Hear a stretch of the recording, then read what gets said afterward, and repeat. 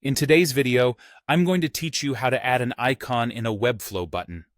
This is a great way to enhance the visual appeal of your buttons, making them more engaging and user-friendly.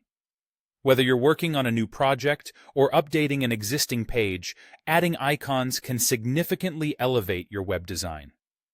So, let's dive into the steps to accomplish this task efficiently.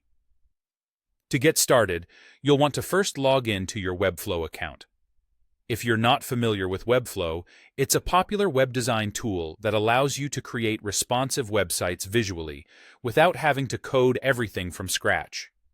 Once you've logged in, navigate to your Webflow dashboard, which is like the control center for all your projects. From your dashboard, you'll see a list of your projects. Go ahead and find the particular project you want to work on. Clicking into your project will bring you to the design interface where all the magic happens. This is where you can modify and enhance your pages to meet your design goals. Now that you're inside your project, the next step involves adding an icon to the button. You'll want to click on the plus sign to open the Elements panel. From here, select the link block. This feature is important because it allows you to wrap a piece of content like an icon in a hyperlink, transforming it into a clickable element. Once you have your link block, click on the plus sign again within this block, and this time, choose the image you'd like to use as your icon.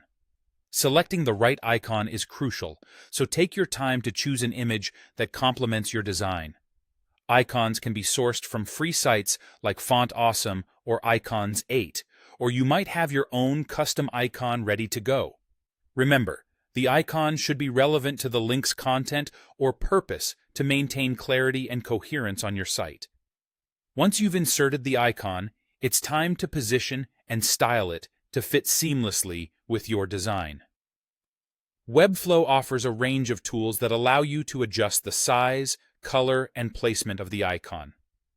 You might want to experiment with margins, padding, and alignment to ensure the icon looks just right.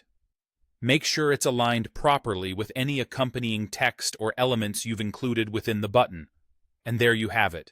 You've successfully added an icon to a Webflow button. This small addition can make a big impact by guiding users' attention, enhancing functionality, and improving the overall user experience on your site.